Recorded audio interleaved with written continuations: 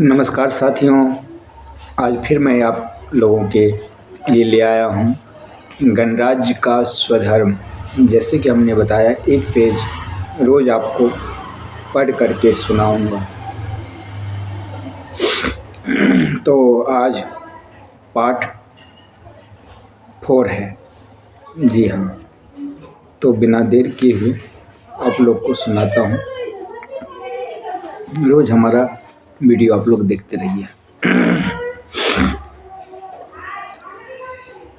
एक राजनीतिक कार्यकर्ता के पास इस संकट पर अफसोस करने का ना तो अवकाश है, ना कोई सुरक्षित स्थान।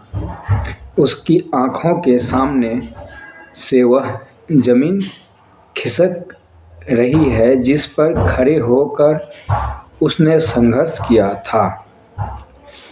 देश को आगे ले जाने की जद्दोजहद अब जो कुछ था उसे बचाने के संघर्ष में बदल चुकी है। कल तक जो बेगाने थे, अब उसके संग खड़े होकर राजनीति करने के सिवा कोई रास्ता नहीं दिखता है।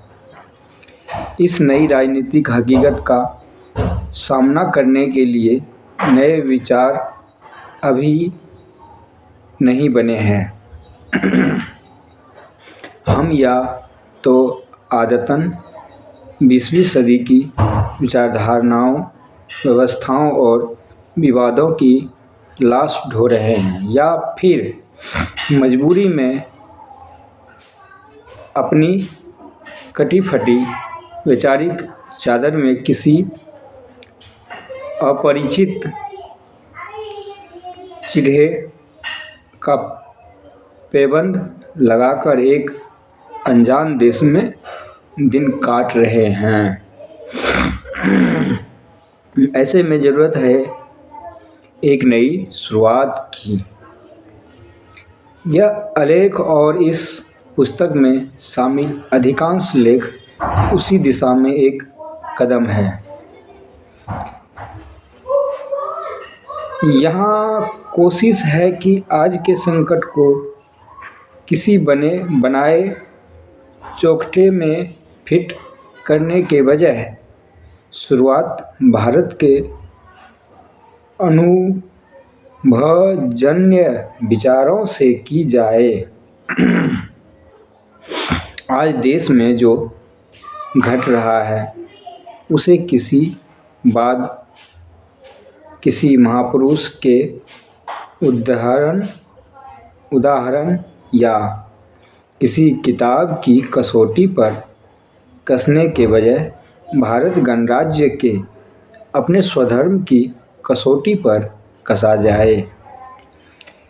जाहिर है इसकी कोई बनी बनाई इबारत तो है नहीं। इसलिए आज देश की दशा और दिशा समझने का पहला कदम होगा भारत गणराज्य के स्वधर्म का निरूपण। यही इस लेख का उद्देश्य है। यह भाषा अपरिचित है, इसलिए कई भ्रांतियाँ पैदा हो सकती है, ऐतराज़ भी आ सकते हैं। गणतंत्र की जगह गणराज्य क्यों? किस भारत की बात कर रहे हैं हम? और स्वधर्म पर हम आग्रह क्यों? कहाँ ले जाएगी यह भाषा हमें? कहाँ और कैसे ढूंढेंगे हम इस स्वधर्म को? इसीलिए शुरू में ही गणराज्य और भारत स्वधर्म की विवेचना की गई है। उसके बाद भारत के स्वधर्म के 4 सूत्रों की चर्चा है। अंत में इस तात्विक चर्चा के तत्कालीन राजनीतिक निहितार्थ स्पष्ट होती है।